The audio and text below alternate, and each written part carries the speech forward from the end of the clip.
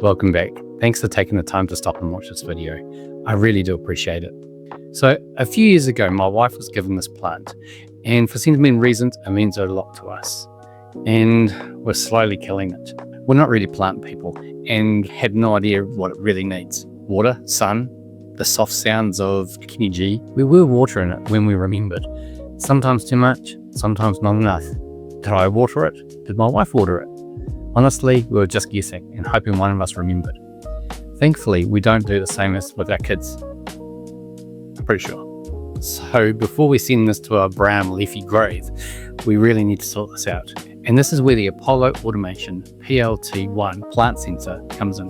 Apollo did send this over for testing. No expectations though, but this actually looked like the perfect job for it.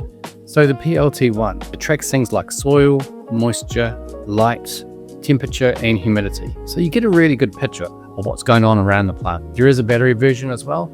I've got the USB-C one to play with. If you've seen those cheap soil sensors, they usually look like this with the exposed metal probes. And because they sit in wet soil all the time, they just corrode and stop working properly. The PLT1 uses a capacitive sensor instead, so it's a lot more reliable, and it's got a built-in LED as well, which becomes really useful later. So let's go get this set up. Collect some data and figure out what this plant actually needs.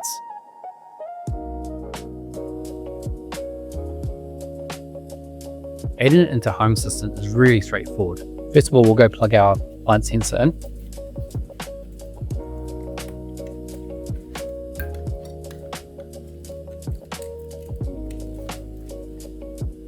Wait a few moments, jump over to your phone, and jump onto the Apollo PLT1 hotspot.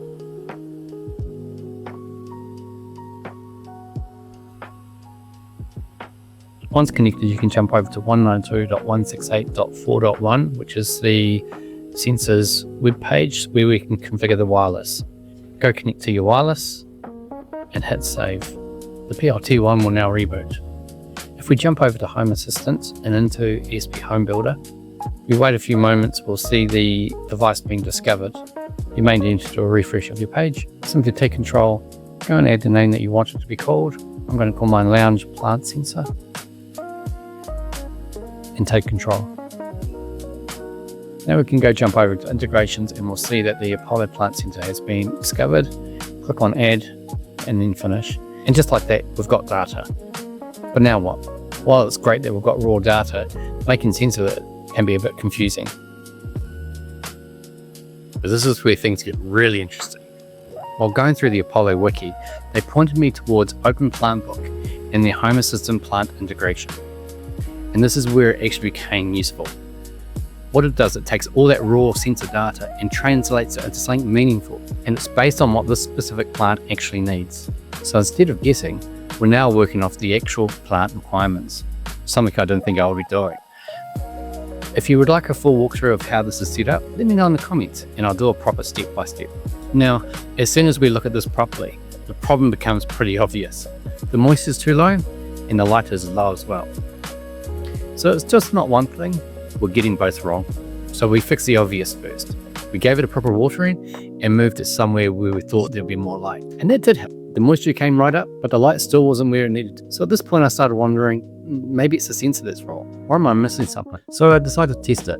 Put the sensor right up against the windowsill, basically where I knew I was getting proper sunlight. And straight away the light sensors jumped. And that's where it made sense. What looked like proper light in the room was just ambient light. The plant needed more. So at that point, knowing the sensor was actually working properly, I tested it in a few different spots. Once I had a good reference point, we moved the plant again. And this time, everything just lined up.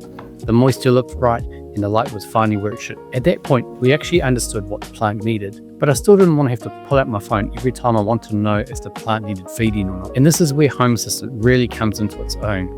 It gives you the ability to take all that data and actually do something useful with it. So I created a simple automation using the LED that's already built into the sensor.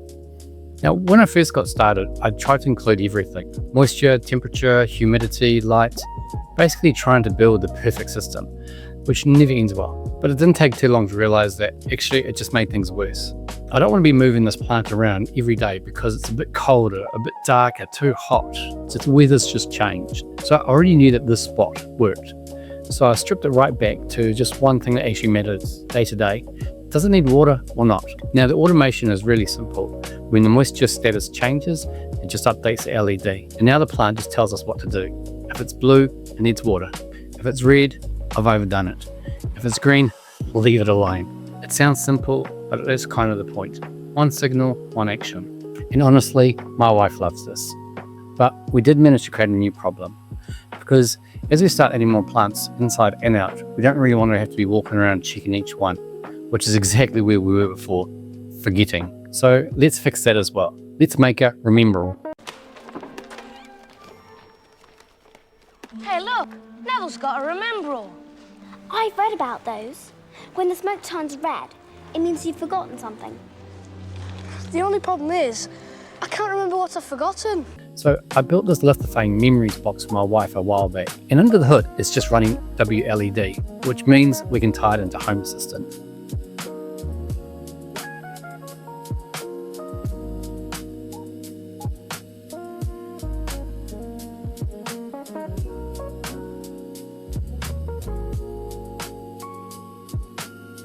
If any plant needs attention, this just lights up. Now we don't have to check anything anymore.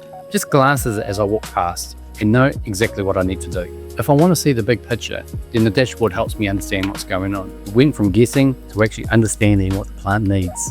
And this is what I really love about Home Assistant. Once you've got sensors that actually work, the rest is just really what you want to do with it. You can start combining things that were never designed to work together and actually make them useful. So you're not just getting information, but you're getting a solution. If you found this useful, feel free to like and subscribe. It helps me know what to do more of. And as always, thanks for watching, and I'll see you in the next video.